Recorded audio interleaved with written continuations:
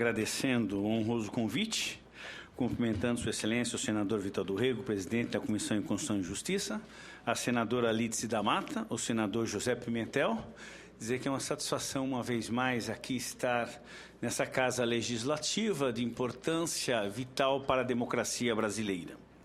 O tema, dado a exiguidade do tempo e necessidade de sermos breves, pode ter uma abordagem, eu diria, em três âmbitos. Eu diria, primeiro, um âmbito, uma visão constitucional, num segundo momento, uma visão legislativa e um terceiro, uma visão social.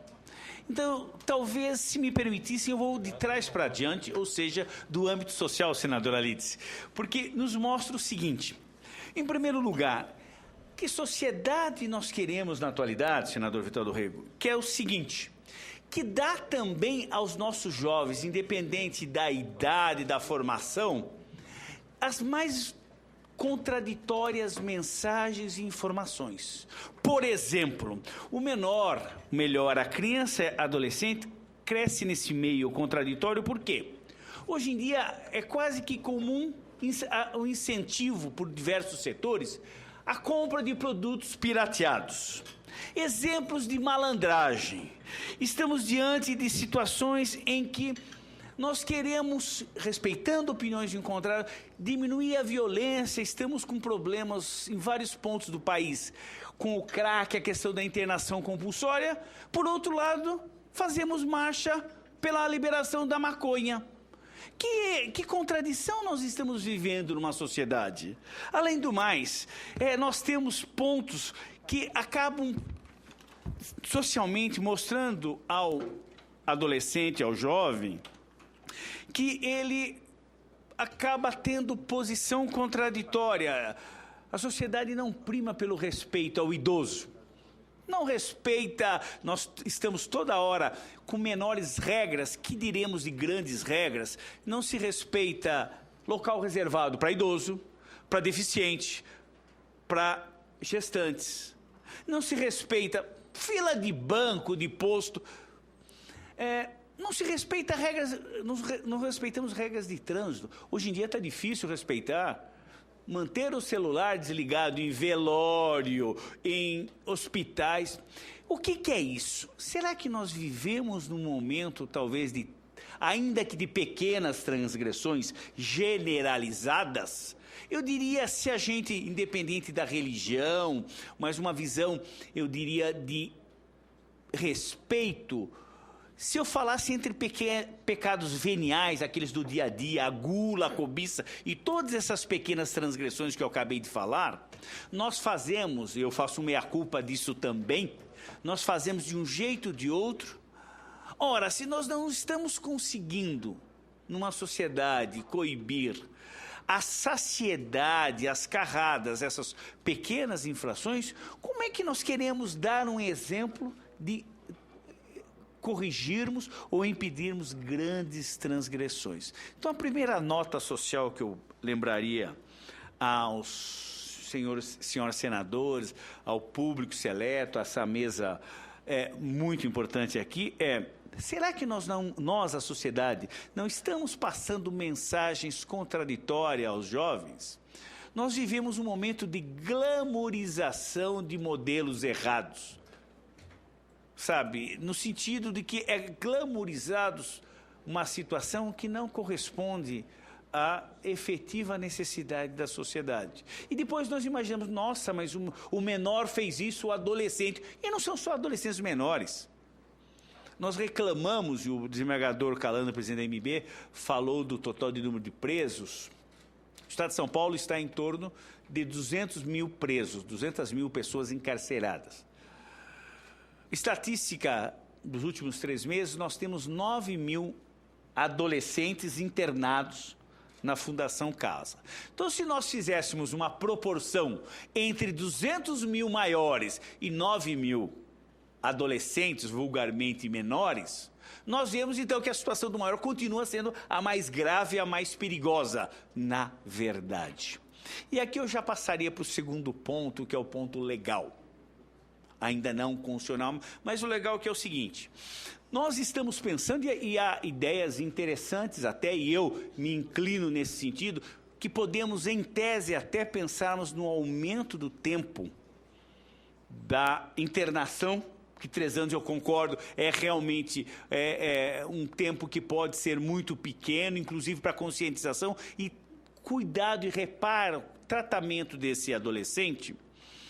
Por outro lado, parece que nós só estamos pensando com relação ao menor. A lei de execução penal, hoje em dia, os moldes que se encontram da sua progressão, levantamento que nós fizemos, e os jornais mostram estatísticas, nos últimos anos, se nós pegarmos somente crime de homicídio, senador Vital do Rego, 50%, estou dando um exemplo no caso de São Paulo, 50% dos julgamentos de crime de homicídio, a pena ficou em média 9 anos de reclusão. 9 anos de reclusão, ele com 1/6, ele progride para o semiaberto. Em sequência, ele vai para a liberdade. Ou seja, 9 anos de reclusão por homicídio, com 1 ano e 8 meses, 1 ano e 9 meses, ele já está progredindo e indo para a rua. Quer dizer, nós estamos nos preocupando de aumentar os 3 anos da adolescência, os 3 anos da internação, enquanto na lei de execução penal, o maior, com menos de 2 anos, já... Então, eu acho que talvez nós precisaríamos, necessariamente, fazer um misto desse equilíbrio. Porque a redução da maioridade penal não é um toque de Midas. Não vai resolver, até porque chegarei, com o devido respeito no ponto constitucional e já me aproximo dele, penso eu que é uma cláusula pétrea, é inconstitucional no meu sentir, respeitando opiniões em contrário, é claro. Mas no âmbito penal, nós temos que pensar que o ordenamento jurídico é um sistema. Não adianta eu querer só mexer num ponto, sendo que é o ponto, na verdade, de um elo de ligação com vários outros. A questão é que sociedade eu quero, que tratamento eu quero à criança, ao adolescente, porque senão, se eu não tomar cuidado, eu vou estar aí sim punindo ou tendo um maior rigor com o menor ou com o adolescente do que com o maior sem resolver nenhum dos dois. E talvez me aproximando já para o terceiro ponto, em face do tempo, e para que possamos efetivamente ter um debate, o artigo 228 da Constituição Federal prevê que são inimputáveis penalmente os menores de 18 anos. Eu diria, respeitando opiniões em contrário mais uma vez, já que estamos numa democracia, num pluralismo político, que essa posição do Constituinte de 88 é uma posição equilibrada que não é apenas pela idade. Foi uma opção política que em outros países, há países com 16 anos, com 14. Mas se nós nos detivermos somente na idade, a gente vai estar sempre perseguindo cada vez a redução dessa idade. Daqui a pouco nós vamos estar punindo o feto na barriga da mãe. Não é possível. A gente não pode chegar a esse tipo de situação. O importante é que nós tenhamos um equilíbrio. E vamos voltar do 228 ao 227, que obriga aí sim o Estado a dar educação, condições, à família, à infância, à adolescência, aos idosos. Ou seja, será que o Estado está cumprindo o seu papel para isso? Então eu diria, respeitando mais uma vez opiniões contrárias, o Brasil se rege pela prevalência dos direitos humanos.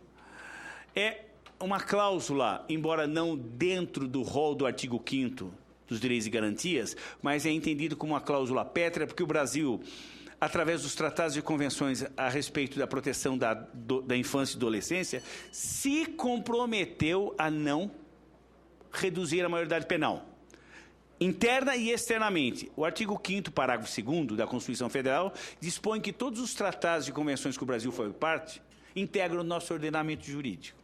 E, por final, lembrando que o supraprincípio que paira sobre os demais, que é o princípio da dignidade humana, está esculpido, está inscrito no artigo 1º, inciso 3º da nossa Carta Magna, que prevê que qualquer tratamento desumano, degradante, ofende a dignidade da pessoa humana. Sequer poderíamos fazer emenda constitucional para reduzir a maioridade penal, porque ofende o artigo 60, parágrafo 4º, inciso 4º da Carta Política, que dispõe que sequer podemos ter emenda constitucional tendentes a abolir direitos e garantias individuais, qual seja redução da maioridade penal.